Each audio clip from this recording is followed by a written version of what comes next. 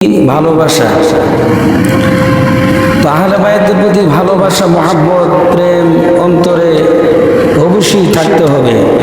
যদি আহলে বায়াতের প্রেম, ভালোবাসা, মহাব্বত যদি কোনো ব্যক্তির অন্তরে না থাকে তাহলে তার ঈমান থাকবে না, ঠিক কিনা বলেন? আহলে বায়াতের মহাব্বত, প্রেম, ভালোবাসা অন্তরে থাকতে হবে। আল্লাহ প্রিয় নবী সাল্লাল্লাহু আলাইহি ওয়াসাল্লাম বলেন, মান আহাব্বাহুমা ফাকাদ আহাব্বানি ওয়া মান আবাগাদাহুমা ফাকাদ আবাগাদানি। জোরে জোরে বলেন সুবহানাল্লাহ।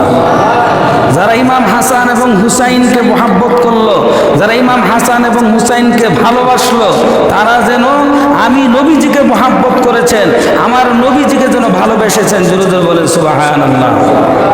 ইমাম হাসান এবং হুসাইনকে যারা মহাব্বত করলো, যারা ভালোবাসলো, আমার নবীকে যেন তারা ভালোবাসলো। আর যারা ইমাম হাসান এবং হুসাইন রাদিয়াল্লাহু তাআলা আনহুমার সাথে যারা দুশমনি করলো, শত্রুতামি করলো, তারা যেন আমার দয়াল নবীজির সাথে শত্রুতামি করেছে। জোরে জোরে কর নাউযুবিল্লাহ। আর জোরে বলে নাউযুবিল্লাহ। তো আমার বন্ধুরা, বাবাজিরা, আহলে বায়াত কারা এবং আহলে বায়াতের আলোচনা বহুত আমরা করেছি, শুনেছি, শুনছেন এবং আরো শুনবেন, ঠিকই না? আহলে বায়াতের ভালোবাসার জন্য কোরআনে কারিমে আল্লাহ রাব্বুল আলামিন বলেছেন, হে নবী আপনি বলুন, কুল লা আসআলুকুম আলাইহি আজরান ইল্লাল মাওয়াদ্দাতা ফিল কুরবা। জোরে জোরে বলেন সুবহানাল্লাহ। নবীজিকে বলেন, হে বন্ধু আপনি বলে দেন। নবীজিকে বলছেন, আপনি বলেন। আল্লাহ প্রিয় নবীজিকে আল্লাহ আদেশ করেছেন যে আপনি বলে দেন, আমি তোমাদের কাছে, উম্মতের কাছে কোনো বিনিময় তিনি চান না, কোনো বিনিময় তিনি চান না, কোনো প্রতিদান তিনি চান না। শুধু চাই কি? নবীজির নিকট আত্মীয় ভালোবাসা, যারা নবীজির নিকট আত্মীয়র ভালোবাসা ব্যতীত, প্রেম ব্যতীত, নবীজির কুরবা মানে নবীজির নিকট আত্মীয় যারা আছে তাদের মহাব্বত, ভালোবাসা ব্যতীত নবীজি আর তোমাদের কাছে কিছু চাই না। বলেন সুবহানাল্লাহ। তাহলে এখন বোঝা গেল কি, যে নবীজিকে আল্লাহ আদেশ করেছেন যে আপনি বলে দেন যে আমি তোমাদের কাছে কোনো বিনিময় চাই না, চাই মাত্র কি? শুধু আহলে বায়াত এবং আমার নিকট আত্মীয় যারা তাদের ভালোবাসা চাই। জোরে জোরে বলেন সুবহানাল্লাহ। আরো জোরে বলেন সুবহানাল্লাহ। তাহলে আহলে বায়াতকে অবশ্যই অবশ্যই ভালোবাসতে হবে। যারা কারবালার প্রান্তরে হযরত ইমাম হুসাইন রাদিয়াল্লাহু তাআলা আনহুকে শহীদ করেছেন, আমরা ঘটনা ধারাবাহিকভাবে অল্পতে কিছু বলেছি, তারপরও এখন একটু ইমাম হুসাইন রাদিয়াল্লাহু তাআলা আনহুর ভালোবাসা, প্রেম এবং ইমাম হাসান রাদিয়াল্লাহু তাআলা আনহুর ভালোবাসা, প্রেম আমাদের অন্তরে থাকা জরুরি এবং থাকতেই হবে। আহলে বায়াতকে অনুসরণ করে চলতে হবে। যদি আহলে বায়াতকে অনুসরণ না করি, আহলে বায়াতকে যদি আমরা ভালো না বাসি, আহলে বায়াতকে যদি আমরা মহাব্বত না করি, তাহলে আমাদের ইমানের দুর্বলতা এবং ইমান থাকবে না, ঠিক কিনা বলে? তাহলে বন্ধু হে আমার, আমরা আহলে বায়াতকে ভালোবাসতে হবে। নবীজির নিকট আত্মীয় যারা, কোরআনে কারিম আল্লাহ বলেছেন যে হে নবী আপনি বলে দিন, আপনি তাদের কাছ থেকে বিনিময় চান না, প্রতিদান চাই না, একমাত্র চাই যে শুধু ভালোবাসা। নবীজি নিকট আত্মীয়র ভালোবাসা চাই। তাহলে নবীজি উহুদের ময়দানে তিনি দন্দন মোবারক শহীদ হয়েছে, ঠিক না? উহুদের ময়দানে তিনি দন্দন মোবারক শহীদ হয়েছেন। তাহলে উহুদের ময়দানে ইসলামের জন্য তিনি কত কষ্ট করেছেন, তায়েফের ময়দানে ইসলামের জন্য কত কষ্ট করেছেন, কিন্তু সেইগুলি ইসলামের প্রতিষ্ঠিত করতে যাইয়া আল্লাহ প্রিয় নবীজি অনেক কষ্ট করেছেন, কিন্তু তিনি বলছেন এই কষ্ট আমি বিনিময় চাই না, শুধু আমি চাই আমার নিকট আত্মীয় মহাব্বত, ভালোবাসা। জোরে জোরে করেন সুবহানাল্লাহ। আরো জোরে বলেন আল্লাহু আকবার। বলেন ইয়া রাসূলুল্লাহ। এই জন্য বন্ধু আমার, বাবাজিরা, আহলে বায়াতের ভালোবাসা সম্পর্কে কি বলবো, যে নিজের ছেলেরকে নাতির জন্য তিনি কুরবানি দিয়েছেন, আপনারা আলোচনা শুনেছেন। তারপরও আমি বলতে চাই আমার বন্ধুরা, ইমাম হাসান এবং হুসাইনের মর্যাদা কত। একজন ফেরেশতার ডানা ভাঙ্গা এবং তার পাও ভেঙে গিয়েছিল, হাত ভেঙে গিয়েছিল, তারপর ইমাম হাসান এবং হুসাইনের যে দুলনাতে খেলার কারণে ওই ফেরেশতার হাত পাও পর্যন্ত ভালো হয়ে গেছে। জোরে জোরে বলেন সুবহানাল্লাহ। যেমন পৃথিবীতে একদল ফেরেশতা 70,000 ফেরেশতার মতো নবীজির কাছে একদল ফেরেশতা গেছেন নবীজির দিদার করার জন্য। কি করার জন্য? দিদার করার জন্য গেছেন। খেয়াল করবেন বিষয়গুলি, দিদার করার জন্য গেছেন। এবং দিদার কইরা তারা রওনা দিছে নবীজির থেকে। নবীজি নবীজির খুজরা মুবারক থেকে যখন তারা রওনা দিছে, দেওয়ার পরে একটা ফেরেশতার মনের মধ্যে একটা প্রশ্ন জাগছে। প্রশ্নটা হলো যে এই পৃথিবী দুজাহান সব কিছু নবীজির জন্য সৃষ্টি করলো কেন? এই কথা বললেন মনে মনে। তো মনে মনে বলার সাথে সাথে ওই ফেরেশতার হাত পাও ভেঙ্গে দুই পাহাড়ের মধ্যখানে পড়ে যায়। দুই পাহাড়ের মধ্যখানে পড়ে যায়। তো ওই রাস্তা দিয়ে হযরত জিবরাইল আলাইহিস সালাম যাইতেছে।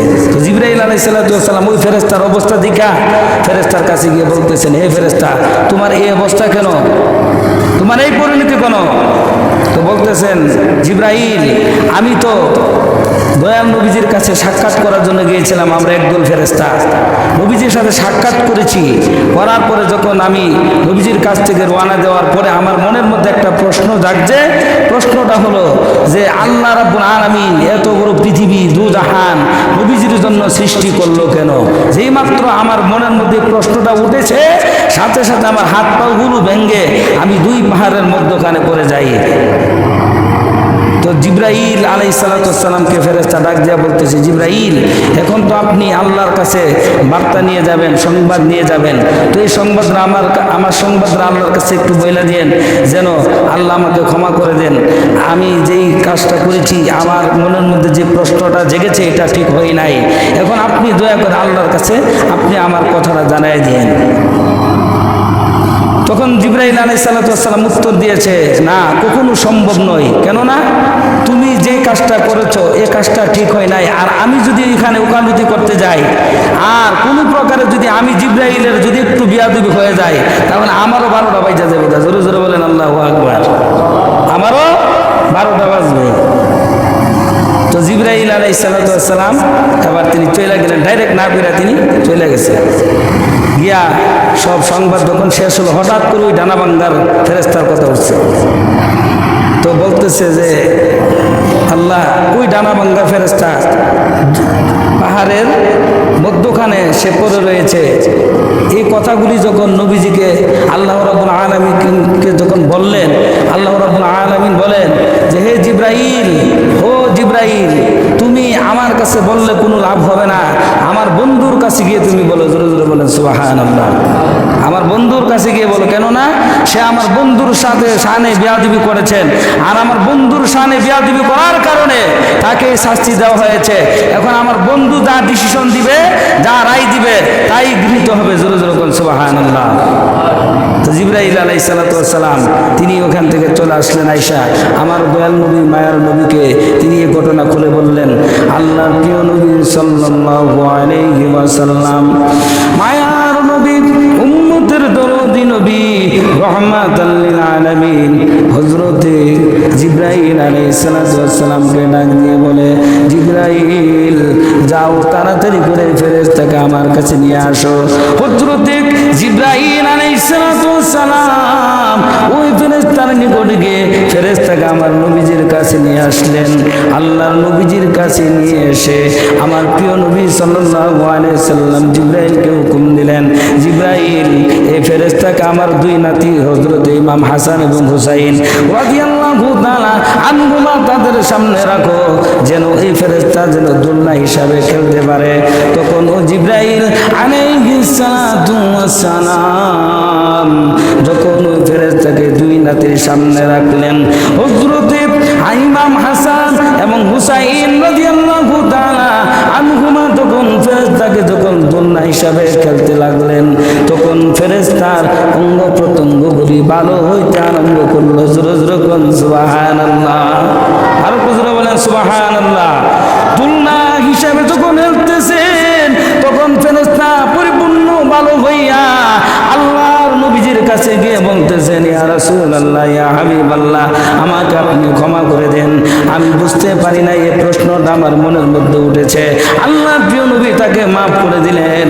ওই ফেরেশতা নবীজির কাছে মাফ চাইয়া ফেরেশতাদের কাতারের অন্তর্ভুক্ত হয়ে গেছে। জোরে জোরে বলেন আল্লাহু আকবার। আর জোরে বলেন আল্লাহু আকবার। এখন বোঝা গেল, যদি নবীজির শানে কেউ বেয়াদবি করে, নবীজির কাছে মাফ চাইতে হবে, নবীজির কাছে ক্ষমা চাইতে হবে, নবীজির কাছে তওবা করতে হবে ক্ষমা চাইয়া। যদি নবীজি মাফ করে তখন আল্লাহ মাফ করবে। এটা শুধু এই ক্ষেত্রে না, প্রত্যেকটা হকের বিষয়ে, ঠিক কিনা বলেন?